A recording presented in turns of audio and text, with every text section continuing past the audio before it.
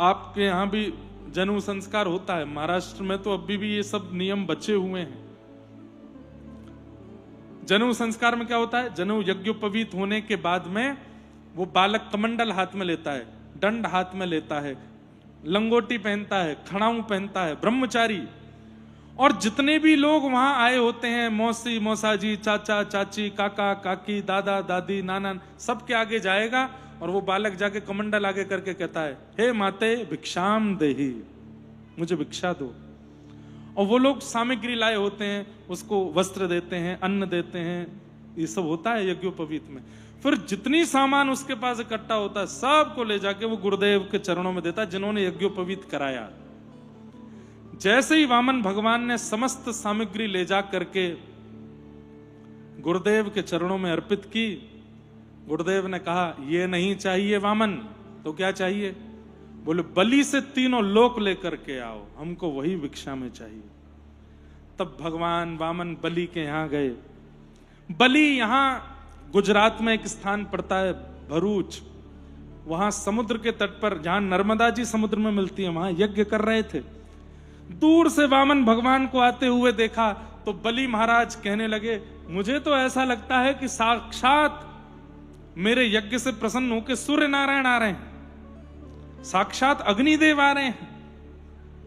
जैसे ही द्वार पर आके खड़े हुए, इतने से थे वामन भगवान, छोटे से, ये हाथ में छत्र लेकर के, कमंडल लेकर के, गद मदरा से हाथ पैर, अत्यंत मधुर स्वरूप और चौड़ी चोटी, यज्ञोपवीत गले में पहने, केवल एक लंगोटी पहन के आ गए।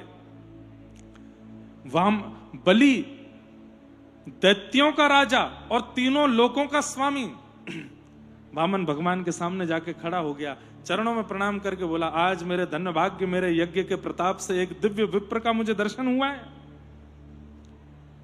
मांग लीजिए क्या चाहिए आपको। मैंने बड़े बड़े त्रिपुंडधारी, जटाधारी, मठाधारी देखे, लेकिन इतना छोटा सा वामन, वामन विप्र को भी कहते हैं, ब्राह्मण को भी वामन कहते हैं। बोले मैंने इतना छोटा सा वामन पहली बार देखा, क्या दे दूं आपको, क्या दान करूं आपको, कृपा कर बता दीजिए। आप कहें तो महल बनवा दूं, आप कहें तो मैं आपके लिए सब व्यवस्था वहां कर दूं। बहुत सुंदर संवाद है बलि वामन का। तो जैसे ही बलि ने कहा मैं महल बनवा दूं, तो वामन भगवान बोले, महल में हम अकेले कैसे रहेंगे, साथ में रहने वाला कोई तो चाहिए। तो बलि बोले, मैं आपका एक सुंदर ब्राह्मणी कन्या से ब्याह करा दूंगा, दोनों दंपति रहिएगा उसमें। वामन भगवान बोले, ब्याह तो हो जाएगा, पर ब्याह के बाद बालक जन्म लेंगे, उन बालकों का भरण पोषण, खान पान, वो सब। बलि बोला, चिंता मत कीजिए, महल खाली नहीं दूंगा मैं, तिजोरियां भर भर के दूंगा, तहखाने भर भर के दूंगा, बालकों का भी लालन पालन। तो वामन भगवान बोले, अब बालक जब होंगे तो अच्छे से ही होंगे, 10-15 तो होंगे ही, उन सब की पढ़ाई लिखाई। बलि बोला, आपको पता बलि कौन है? हिरण्यकश्यप, ये प्रहलाद जी का परनाती है बलि। तो बलि बोला कि मेरे पर दादा हिरण्यकश्यप, उनका एक विश्वविद्यालय है, हिरण्यकश्यप दानव विश्वविद्यालय, उसमें आपके बालकों की फ्री फीस हो जाएगी, उसमें पढ़वा दूंगा मैं, आप चिंता मत लो। वामन भगवान बोले, अच्छा। अब 10-15 बालक होंगे, उनमें से एक आध हो सकता है पधार जाए। बोले भैया कुछ भी हो सकता है। वो लोग, उनके पधारने पे फिर रोना पड़ेगा, रोएगा कौन? बलि बोले, जब बालक आपके जाएंगे तो फिर आप ही रोगे, मैं तो नहीं आऊंगा उसमें रोने के लिए। वामन भगवान पूरी बात करके बोले, जिस काम को करने से रोना पड़े हमको नहीं करना, हमको नहीं चाहिए। बलि बोला, आप इतनी देर से खड़े होकर के मेरी बातें सुन रहे हो, सब कह रहे हैं, और अंत में आके फिर मना कर देते हैं। अरे कुछ तो ले लीजिए, तीनों लोगों का स्वामी आपके सामने खड़ा है, कुछ तो ले लीजिए मुझसे, मुझे बहुत लज्जा होगी अगर मैं आपको कुछ नहीं दूंगा तो। वामन भगवान बोले, वचन दो, जो मांगेंगे सो दोगे। बोले दूंगा। 3 पग जमीन चाहिए, वो भी अपने पैरों से नापूंगा मैं। बलि बहुत जोर से हंसा, हंसते हंसते गिर गया। बोले, 3 लोगों के स्वामी के पास आकर के 3 पग जमीन मांग रहे हो, वो भी आपके पैरों से नपी हुई, छोटे छोटे से चरण हैं आपके। वामन बोले देना हो तो दो, नहीं तो हम जा रहे हैं। बलि बोला देता हूं देता हूं देता हूं। जैसे ही संकल्प करने के लिए हाथ में जल लिए, दूर खड़े शुक्राचार्य गुरु बोले मुझे कुछ दाल में काला क्यों लग रहा है? ये इतनी देर से बलि कह रहा है मैं ये दे दूं वो दे दूं वो, और सामने खड़ा विप्र कह रहा है कि मुझे 3 पग जमीन चाहिए, वो भी अपने पैर से नपी। यजमान दे रहा है और ब्राह्मण नहीं ले रहा है, इसका मतलब उसके ब्राह्मण होने में संशय है, वो ब्राह्मण नहीं है। ब्राह्मण मना नहीं करेगा, जो दोगे सब ले लेगा। आप 1 रुपया दो चाहे 1 करोड़ दो, सब स्वीकार है, मना नहीं कर सकता। ये मना कर रहे हैं, ये ब्राह्मण है, ये इस पे मुझको संशय हो रहा है। शुक्राचार्य जी ने नेत्र बंद करके ध्यान लगा करके देखा कौन है ये बलि के द्वार पे जो आए हैं। तभी देखा, आहा, सहस्त्र शीर्षा पुरुखा, सहस्त्राक्ष, सहस्त्रपात, सहस्त्र मुख वाले, सहस्त्र हाथ वाले, सहस्त्र पैर वाले, साक्षात का वरदान दिया। ये तुरंत विराट होकर के 2 पैर से 3 लोक नाप लेंगे, तू कंगाल हो जाएगा। तीसरा पैर रखने के लिए जगह नहीं बचेगी, और दान पूरा नहीं किया तो तुझे नरक जाना पड़ेगा। ये सब देवताओं का षड्यंत्र है। सजल हो गए, अपने गुरुदेव के चरण पकड़ के बोले गुरुदेव अगर ये ब्राह्मण है तो 3 पग से ज्यादा लेगा नहीं, और अगर ये परमात्मा है तो सब लूट के ले जाए, मुझे चिंता नहीं। और मेरे ऊपर तो आपकी कृपा है, मेरे ऊपर तो आपका अनुग्रह है कि आपने मुझे परमात्मा का दर्शन किया। गुरु की यही तो कृपा कि वो बता दे परमात्मा कौन। लेकिन शुक्राचार्य जी महाराज फिर भी नहीं माने, कमंडल में जाके बैठ गए कि मैं जल ही नहीं निकलने दूंगा संकल्प का, अपने शिष्य को लुटता हुआ नहीं देख सकता। जैसे कमंडल किया, जल नहीं निकला, तो वामन भगवान ने अपनी आसन में से कुशा निकाल के उसके तंतु में डाली। शुक्राचार्य जी की एक आंख पधार गई। कोई दे रहा है, कोई ले रहा है, तुम बीच में क्यों अड़ रहे हो? जैसे ही जल हाथ में आया, तुरंत वरदान दे दिया, वचन दे दिया, 3 पग जमीन में आपको प्रदान करता हूं। संकल्प देते ही भगवान विराट हो गए। 2 पग से 3 लोक नाप लिए। तीसरा पग घुमा रहे हैं, ठाकुर जी कह रहे हैं बलि मैंने 2 पग से 3 लोक नाप लिए, अब तीसरा पग रखने के लिए कुछ नहीं बचा, बता तीसरा पग कहां रखूं? अगर नहीं बताएगा तो तुझे नरक जाना पड़ेगा। बलि ने कहा महाराज मैं 3 लोकों का स्वामी हूं, आपने 2 पग से 3 लोक नाप लिए, पर लोकों का स्वामी तो अभी भी बैठा है। तीसरा पग सिर पर रखूं, मेरे तीसरा पग मेरे ऊपर रख दीजिए। आपने मेरी संपत्ति अपना ली, पर संपत्ति का स्वामी तो अभी भी बैठा है। भगवान तो इतने मोहित हो गए, तुरंत ठाकुर जी छोटे हो गए और बलि को अपने हृदय से लगा, तूने सिद्ध कर दिया कि तू प्रहलाद के वंश का वंशज है। अरे मैं तो तुझे छलने आया था, तुझे ठगने आया था, तूने हमको ही छल लिया। बलि ने तुरंत सिर नीचे किया। भगवान ने अपना चरण, बंधुओं ये सामान्य बात नहीं है, ठाकुर जी अपने चरण स्पर्श सबको नहीं देते। भगवान ने अपना चरण बलि के सिर पर रखा। प्रहलाद जी महाराज तुरंत प्रकट हो गए, करताल लेके नृत्य करने लगे। अहो भाग्य, अहो भाग्य। बोले कैसे? हे नाथ मुझ पर कृपा की थी, आपने अपना हाथ मेरे सिर पर रखा था, पर धन्य है ये बलि जो मेरे कुल में उत्पन्न हुआ, आपने सर्वांगीण चरण इसके सिर पर पधरा दिए, धन्य है। आज जिस गंगा में स्नान करते हैं लाखों लोग, करोड़ों लोग पापों को धुलते हैं, वो नख के धुलने से प्रकट होती है भगवान के चरणों से। वो चरण किसी के सिर पर रख दें, सामान्य बात नहीं।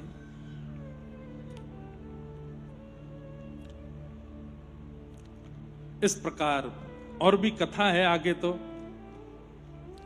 बलि से भगवान ने कहा मांग लो क्या चाहिए। बलि ने कौशलेन्द्रोवतान, बोलो राजा रामचंद्र भगवान की। प्रभु श्री राम की मधुरतम कथा सुनाई गई। तत्पश्चात चंद्रवंश के राजाओं का चरित्र सुनाया और कृष्ण कथा 2 श्लोकों में सुना करके राजा परीक्षित को श्री सुखदेव जी मौन हो गए। परीक्षित ने कहा भगवान, जिन कृष्ण ने मेरे मां के गर्भ में आके मेरी रक्षा की, उनका इतना सूक्ष्म चरित्र नहीं, उनका चरित्र मुझे विस्तार से सुनाओ। और यहां से अब कृष्ण जन्म की कथा सुखदेव जी सुनाते हैं। कथितो वंश विस्तारो भवता सोम सूर्ययो राज्ञां चोभय वंशानां चरितम परमाद्भुतम। मुझे विस्तार से कृष्ण लीला सुनाइए नाथ, कृपा कीजिए। तब यहां से श्री परीक्षित जी, सुखदेव जी महाराज सुनाना प्रारंभ करते हैं। पृथ्वी पर जब बहुत राक्षसों का भार भर गया, तब पृथ्वी ने भगवान से प्रार्थना की, नाथ आप अवतार लीजिए। तब भगवान ने आकाशवाणी करते हुए बताया, वसुदेव गृहे साक्षात भगवान पुरुष परः जनिष्यते तत्प्रियार्थम सभवन्तु सुरस्त्रिय। भगवान ने आकाशवाणी करके बताया कि अरे देवताओं, पृथ्वी तुम चिंतित मत हो, मैं वसुदेव जी के घर साक्षात रूप धारण करके व्रजमंडल में जन्म लेने वाला हूं। पृथ्वी के समस्त भार को हल्का करूंगा, बस प्रतीक्षा करो। सूरसेन मंडल के राजा थे सूरसेन, उनके पुत्र थे वसुदेव। वसुदेव जी का विवाह देवक राजा की बेटी देवकी के साथ हुआ। देवक के बड़े भाई का नाम उग्रसेन था, इनके पुत्र का नाम कंस था, जिसके नाते से देवकी जो है वो कंस की चचेरी बहन थी, चाचा की बेटी। जब वसुदेव जी का विवाह देवकी के साथ हुआ तो कंस रथ हाँकता हुआ विदा करने जा रहा था। संपूर्ण मथुरा वासियों में बहुत भय था कंस के प्रति।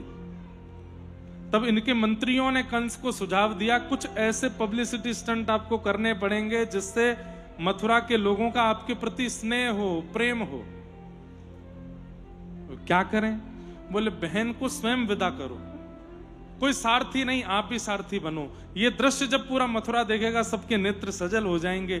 और ये बहनों की विदाई वाला क्षण बड़ा भावुक होता है, उसमें आप चार चांद लगा दोगे यदि स्वयं रथ हाँकोगे तो मथुरा के लोग कहेंगे, अरे देखो हमारे मथुरा नगर का राजा इतना बड़ा राजा होते हुए स्वयं रथ चला रहा है।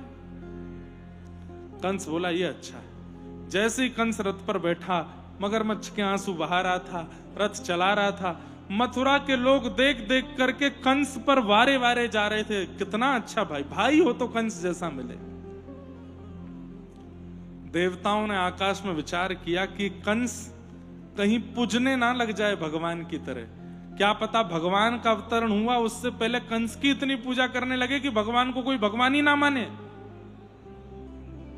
कंस की सच्चाई सबके सामने आनी चाहिए। तुरंत आकाशवाणी करते हुए कंस को कहा, ए कंस, तू जिस बहन को विदा करने जा रहा है, इन्हीं का 8वां बालक तुझे मारेगा, तेरा काल होगा।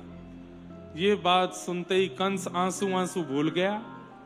मथुरा के लोगों को क्या दिखाना है सब भूल भाल गया। तलवार हाथ में लेकर के तुरंत देवकी के केश पकड़ करके सर धड़ से अलग करने को चलाने लगा। वसुदेव जी ने तुरंत रोक दिया, इनको मत मारो, ये तुम्हारा काल नहीं है, तुम्हारी बहन है। और देखो सब मथुरावासी तुमको देख रहे हैं। कंस को याद आया, तुरंत तलवार भीतर रखी, बोले लेकिन मैं तुम्हें छोड़ूंगा नहीं, इनका 8वां पुत्र मेरा काल होगा, उसके लिए कुछ निधान करना पड़ेगा। वसुदेव जी बोले मैं वचन देता हूं, जितने बालक जन्म लेंगे मैं सब तुमको दे दूंगा, इनको छोड़ो। बंधु एक और दूसरा इसलिए भी डर लगता है कि मेरे जीवन का जितना लेखा जोखा है, अभी तो मैंने कुछ नहीं भोगा, मृत्यु के बाद ही हमारा सब भोगवाएगा। इसलिए मृत्यु का भय उसके चित्त में सदा बना रहता है। लेकिन परम वैष्णवों को मृत्यु से भय नहीं लगता।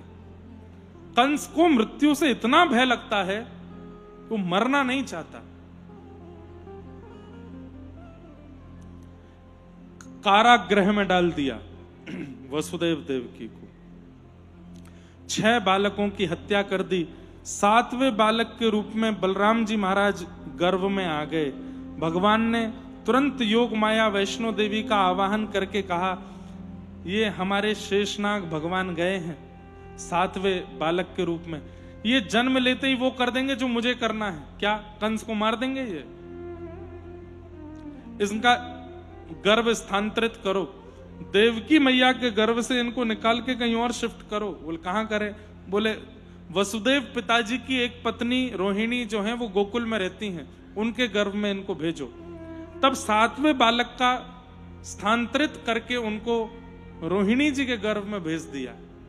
और कंस को यह खबर मिली कि वो बालक तो 2-3 महीने में गर्भ में ही नष्ट हो गया।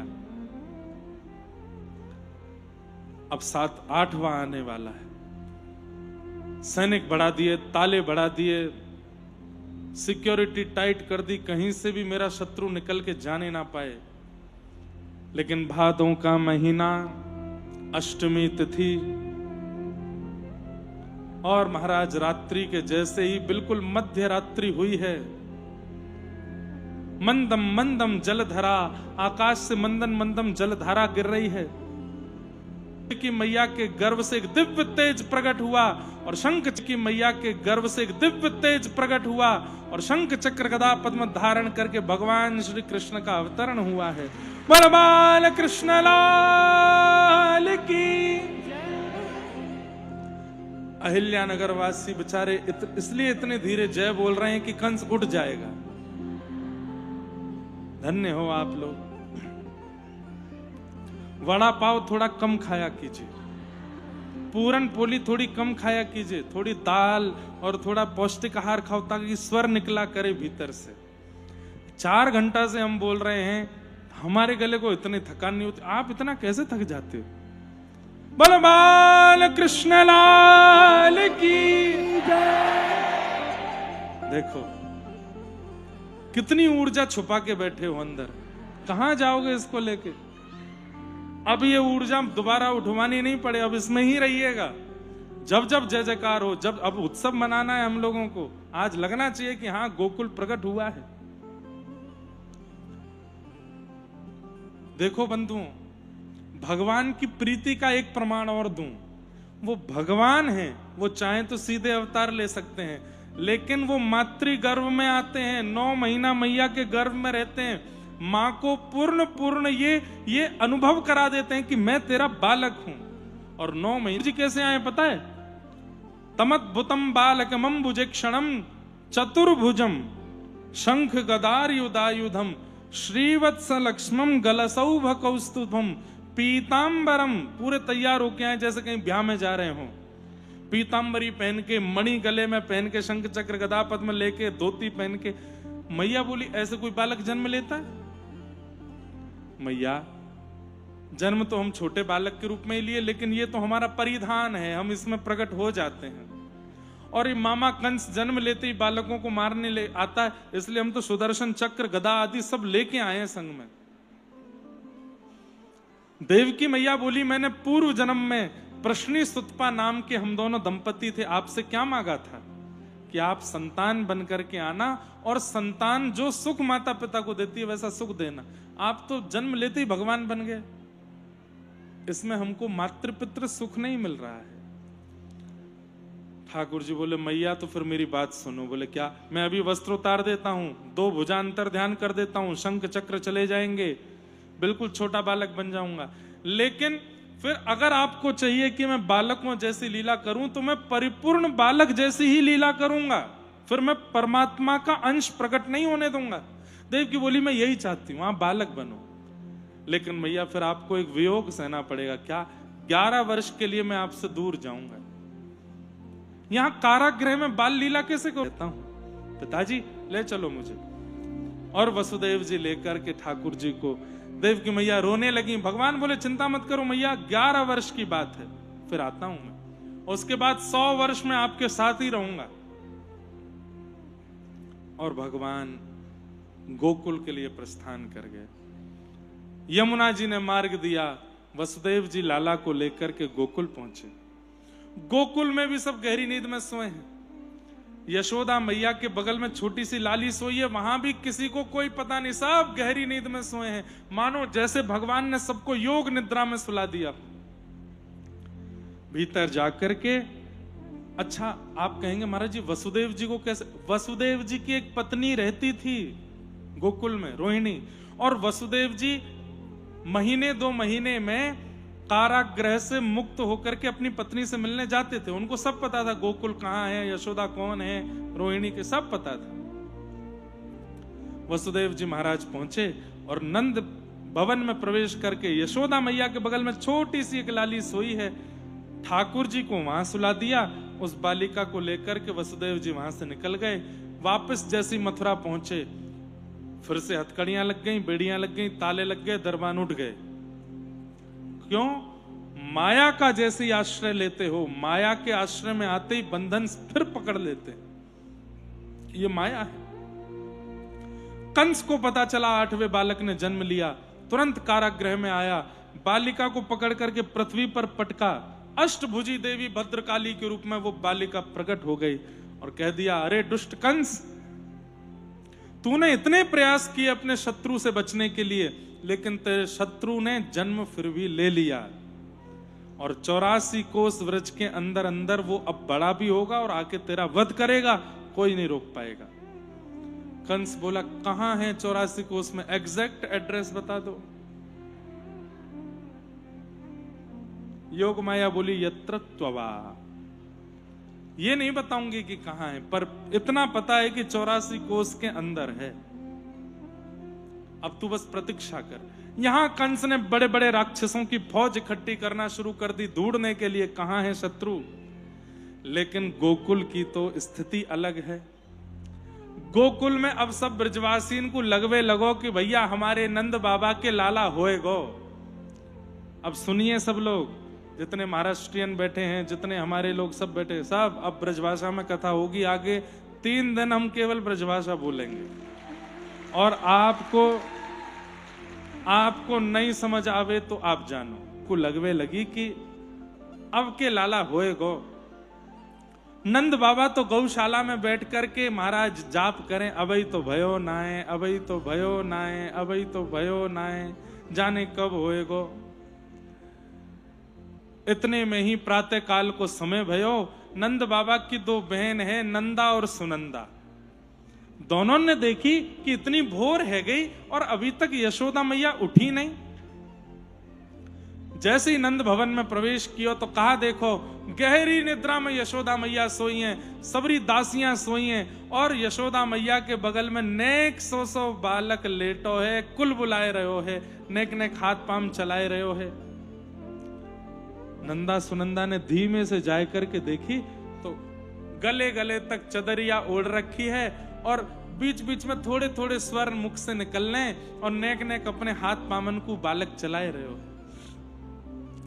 देख करके नंदा सुनंदा ने पहले तो बलैया ली, अरे मैया कितने सुंदर है, ऐसा लग रहा है जैसे कोई नील सरोवर पर 2 कमल तैर रहे हों। तभी ठाकुर जी ने मुख खोल दिया।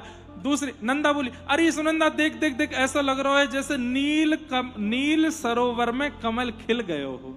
कितना सुंदर है ये बालक, गोरो नहीं है, कारो नहीं है, नीलो नीलो है। ठाकुर जी ने जैसे ही नेत्र खोले, नंदा सुनंदा तो महाराज मूर्छित हो गई।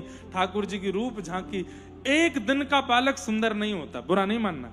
जो बालक जन्म लेता है ना, जन्म लेते ही उसमें रूप नहीं आता, रूप आता है 1 डेढ़ 2 महीने के बाद। लेकिन ठाकुर जी जन्म लेते ही इतने सुंदर लग रहे हैं, इतने सुंदर लग रहे हैं कि कहा बताएं। नंदा सुनंदा बोली, नेक चदरिया हटाए के देखो तो सही, लाला है कि लाली। 21 बार हरिशरणम को जाप किया और जैसे ही चदरिया हटाई, है गया है गया है गया है गया है गया है गया है गया है गया, चिल्लाने लगी। एक दूसरे को मुंह बंद कियो, अभी यहां मत चिल्लाओ, सबसे पहले ये खबर नंद बाबा को देंगी। बेचारे कब से नंद वहां गौशाला में बैठे बैठे जाप कर रहे हैं, अभी तो भयो ना, अभी तो भयो ना। नंदा सुनंदा नंद भवन से बाहर निकली और पूरे वृंदावन की गली में हल्ला करते जा रही हैं, है गया है गया है गया है गया है गया। अटारी पर खड़े है करके, भवन से बाहर निकल के सब ब्रजवासी इकट्ठे है करके पूछ रहे हैं, अरे नंदा, अरे सुनंदा, काई को हल्ला कर रही है, कहा भयो? पूछो, बोलो, कहा भयो? है गया है गया है गया है गया है गया।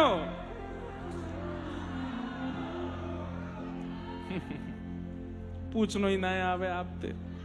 मराठी में कैसे बोलते हैं? क्या हुआ को मराठी में कैसे बोलते हैं?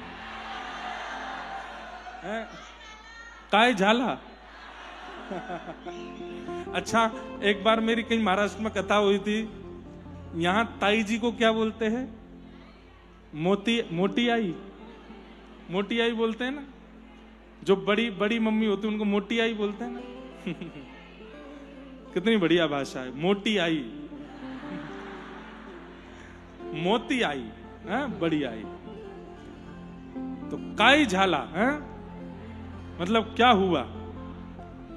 ब्रज भाषा में बोलो, कहा भयो। अरे यमुना जी की कृपा सो, ब्रजवासीन के कृपा सो, गैया की कृपा सो, सब देवी देवतान की कृपा सो नंद भवन में लाला भयो है। बधाई हो, बधाई हो, बधाई हो।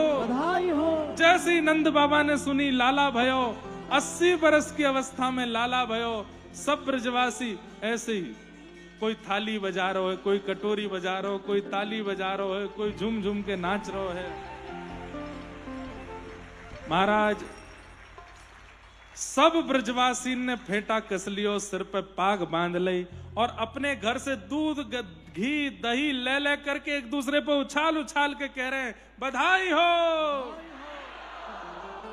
अब देखो जिसने भी धीमे बोला, हाँ है क्या, जिसने भी धीरे बोला, अब देखो हम दो सेक्शन बांट देते हैं। ये बीच में ये एक रैंप है, इधर वाले और इधर वाले। हाँ, जब हम आपसे कहेंगे तो आप लोग जोर से बोलना बधाई हो, और जब आपसे कहेंगे तो आप बोलना। देखते हैं किसकी आवाज ज्यादा आवे हैं। यहां के सब लोग गए और जाकर के नंद बाबा से कहने लगे बाबा बधाई हो। सीधे बैठ जाओ सबरे, थोड़े गला वाला साफ करो अपना। और महाराज यहाँ अहिल्या नगर के आधे लोग गए, जाए करके नंद रानी यशोदा से बोले बधाई हो, बधाई हो। देख रहे हो आप लोग भैया, एक बार में निर्णय नहीं होता है ना, एक चांस और दे देते हैं बेचारों को। थोड़े आप लोग भी सीधे बैठो, थोड़ा गला वाला ठीक करो, नेक जोड़ते। ब्रजवासी यूं भूल जाओ कि आप अहिल्या नगर वासी, यूं सोचो हम ब्रजवासी हैं, और दोनों मुट्ठी बांध करके और गए सबरे नंद बाबा के पास जाए के बोले बाबा बधाई हो, नंदरानी यशोदा बधाई हो। ताली बजा दो, यही जीत गए। हो ब्रज में, हो ब्रज में, हो ब्रज में है रही जय जयकार नंद घर लाला जायो है।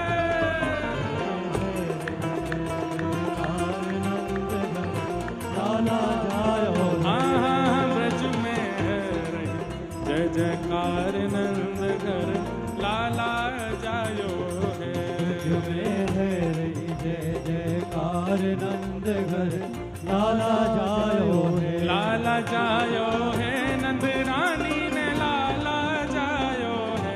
आशीर्वाद दे दो, सबको आशीर्वाद दो। बधाई हो, हो ब्रज में, हो ब्रज में, हो ब्रज में है रही जय जयकार नंद घर लाला जायो है।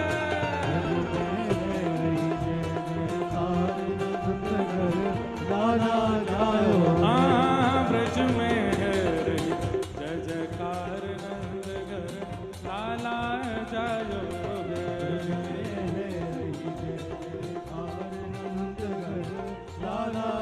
नंद के लाला की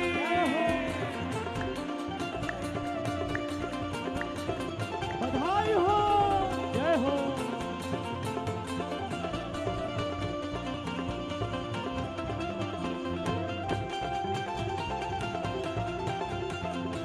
बलवान कृष्ण लाल जय हो।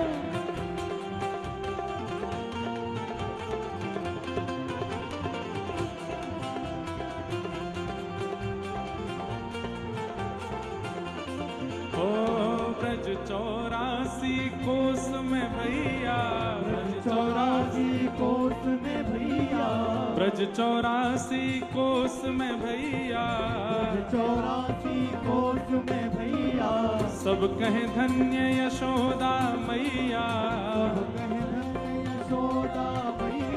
सब कहे धन्य यशोदा मैया, सब कहे धन्य यशोदा मैया। 80 साल की आयु में सुत ऐसो जायो है, 80 साल की आयु में सुत ऐसो जायो है। हो ब्रज में हो। देखो आप लोग जोर से जय हो बोलोगे तो ही नीचे आवेंगे हम। हो ब्रज में हो ब्रज में जो नहीं बोलेगा वह को बगल वाले की सौगंध है। हो ब्रज में हो ब्रज में एक नियम और लगाते हैं, खड़े खड़े नहीं बोलना है, जय हो बोलना है, कम से कम 1.5 फीट ऊपर उछल के बोलना है। हो ब्रज में हो ब्रज में हो ब्रज में है रही जय जयकार नंद घर लाला जायो है।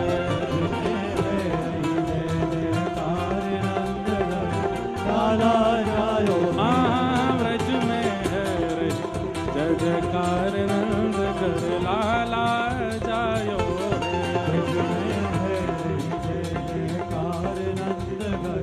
लाला जायो। हे नंद घरा नंद भयो, जय कन्हैया लाल की, नंद घरा नंद भयो, जय कन्हैया लाल की, यशोदा के लाला भयो, जय कन्हैया लाल की, हे यशोदा के लाला भयो, जय कन्हैया लाल की, हे नंद घरा नंद भयो, जय कन्हैया लाल की, हे नंद घरा नंद भयो, जय कन्हैया लाल की, आनंद घरा नंद भयो, जय कन्हैया लाल की, आनंद घरा नंद भयो, जय कन्हैया लाल ब्रज की। में रही जय जयकार नंद घर लाला जायो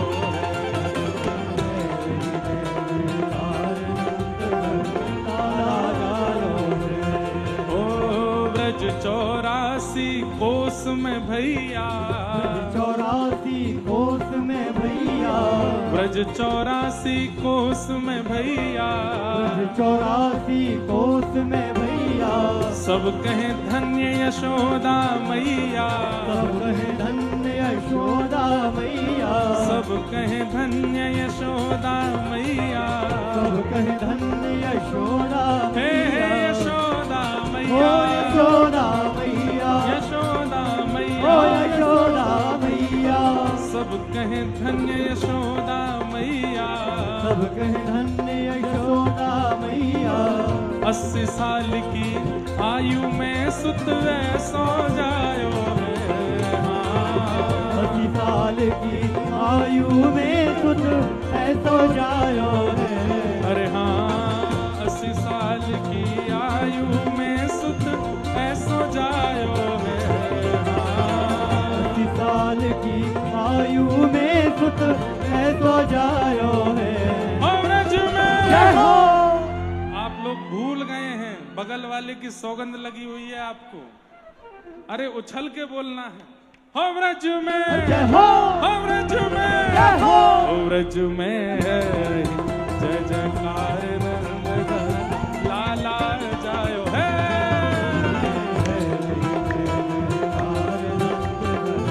लाला जायो ब्रज में है जय जयकार नंद घर लाला जायो देखो लाला जायो है। अब हम भागवत जी को प्रणाम करके नीचे आ रहे हैं और वहां बधाई भी लुटाएंगे, दधी काना भी करेंगे। एक तो एक दूसरे पर चढ़िएगा नहीं, एक दूसरे के ऊपर आइएगा नहीं, और प्रेम से सब लोग उत्सव छोड़िएगा नहीं, नृत्य करते रहिएगा। बोल नंद के लाला की जय हो।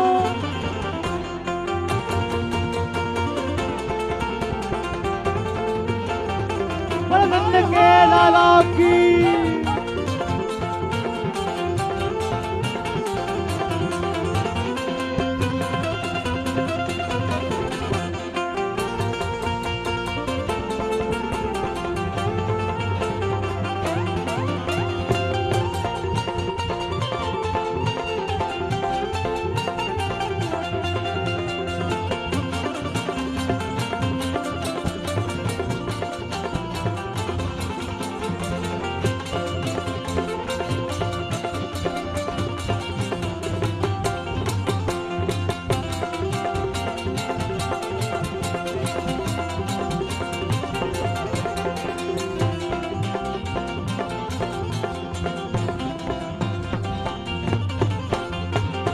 ब्रज 84 कोस में भैया, ब्रज 84 कोस में भैया, सब ही कहे धन्य यशोदा मैया, सबई कहे धन्य यशोदा मैया।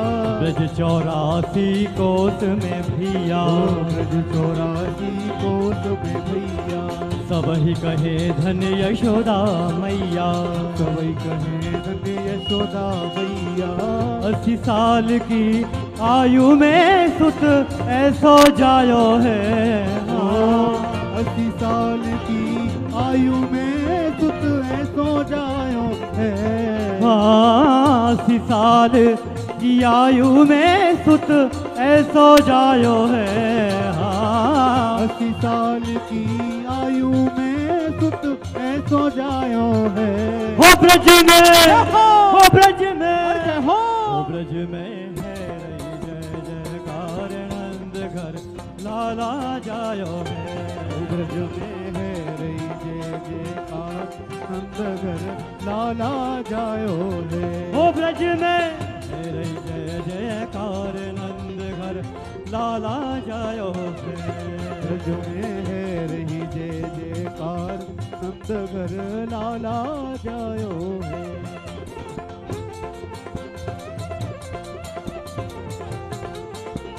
बोल नंद के लाला की जय हो।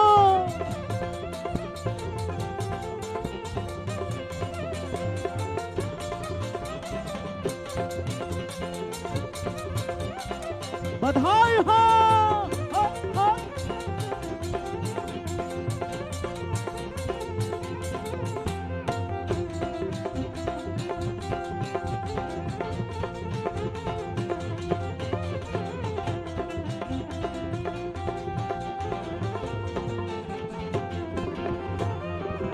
शिव ब्रह्मासन का दिख आए, शिव ब्रह्मासन का दिख आए।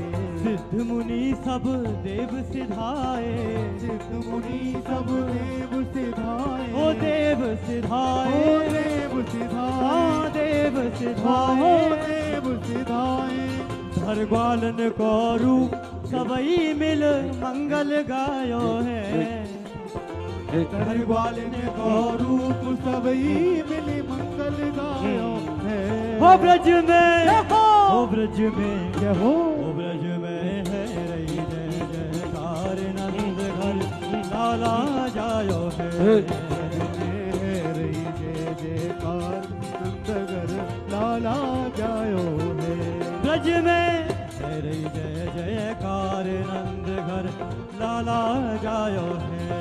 ब्रज में है रही जय जयकार नंद घर लाला जायो है। हाँ लाला जायो है, यशोदा ने लाला जायो है। हाँ लाला जायो है, यशोदा ने लाला जायो है। हाँ लाला जायो है, यशोदा ने लाला जायो है।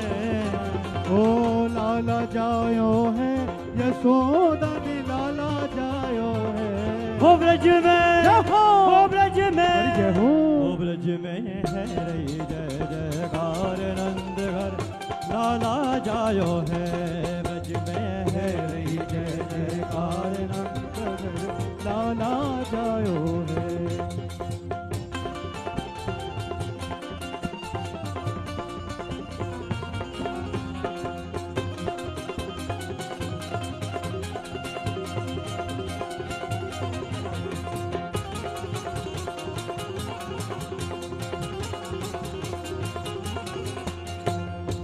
ओ नंद झुके, आनंद झुके, ओ नंद झुके अंगना में बज रही आज बधाई। झुके अंगना में बज रही आज बधाई। ओ नंद झुके अंगना में बज रही आज बधाई। झुके अंगना में बज रही आज बधाई। बज रही आज बधाई लोगों, बज रही आज बधाई लोगों, बज रही आज बधाई लोगों, बज रही आज बधाई लोगों। और लाखों बार बधाई बधाई बधाई नंद झुके जय हो ओ नंद झुके अरे जय हो अरे नंद झुके अंगना में बज रही आज बधाई नंद झुके अंगना में बज रही आज बधाई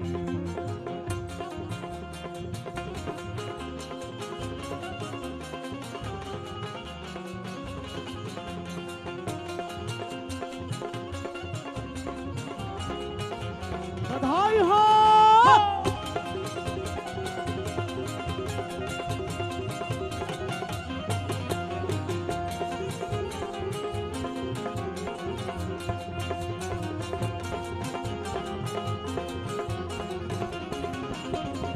चमत्कार सा हो गया लोगों हो गई बात निराली चमत्कार सा हो गया लोगों हो गई बात निराली हो रात ही रात में नंद बाबा के दाढ़ी हो गई काली ओ राती रात में नंद बाबा की दाढ़ी हो गई काली हो नंद झुके हो हो नंद झुके जय हो हो नंद झुके अंगना में बज रही आज बधाई झुके अंगना में बज रही आज बधाई हो नंद झुके अंगना में बज रही आज बधाई झुके अंगना में बज रही आज बधाई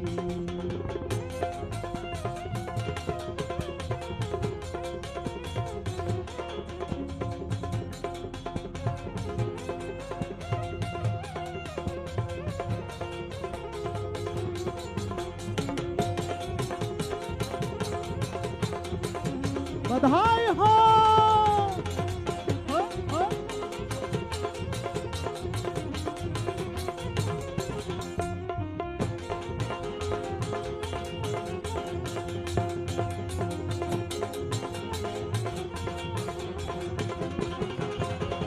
साठ साल के बूढ़े देखो हो गए आज जवान 60 साल के बूढ़े देखो हो गए आज जवान 60 साल के बूढ़े देखो हो गए आज जवान 60 साल के बूढ़े देखो हो गए आज जवान हो नाचे कूदे हो नाचे कूदे नाचे कूदे नाचे कूदे हो नाचे कूदे नाचे कूदे नाचे कूदे अरे नाचे कूदे धूम मचावे नाचे कूदे धूम मचावे नाचे कूदे धूम मचावे नाचे कूदे धूम मचावे गावे मीठी वाली